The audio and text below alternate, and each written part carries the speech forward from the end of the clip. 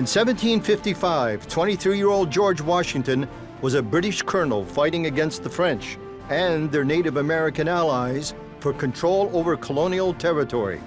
On July 9th, the British marched towards present-day Pittsburgh and were attacked in a ravine.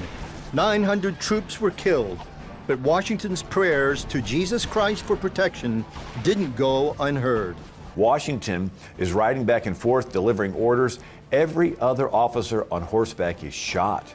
And Washington later is riding from Fort Cumberland to his brother, John Augustine Washington.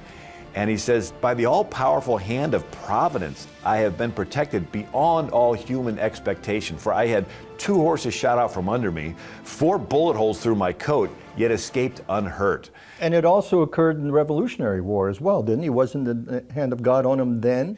Every year during the Revolution, the Continental Congress declared days of fasting and prayer.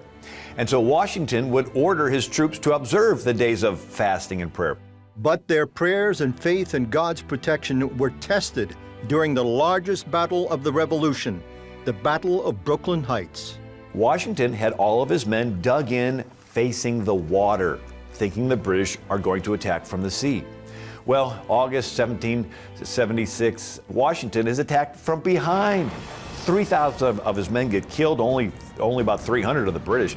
And the day passes and Washington has his 8,000 men pinned up against the water. The sun goes down, and what does he do? He can't retreat, so he gets every boat he can find, and they ferry all night long across the East River to Manhattan Island.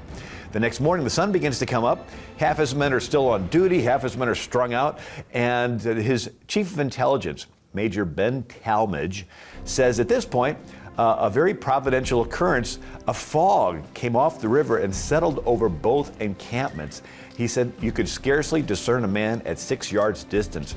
He says the fog remained until noon. So here Washington was on the last boat that left. When the fog lifted, the British charged up the hill. Nobody's there.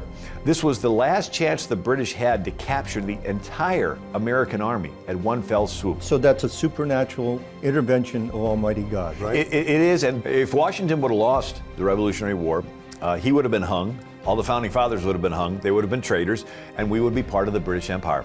And the movement across the world for what's called popular self-government, people ruling themselves, would have never taken place.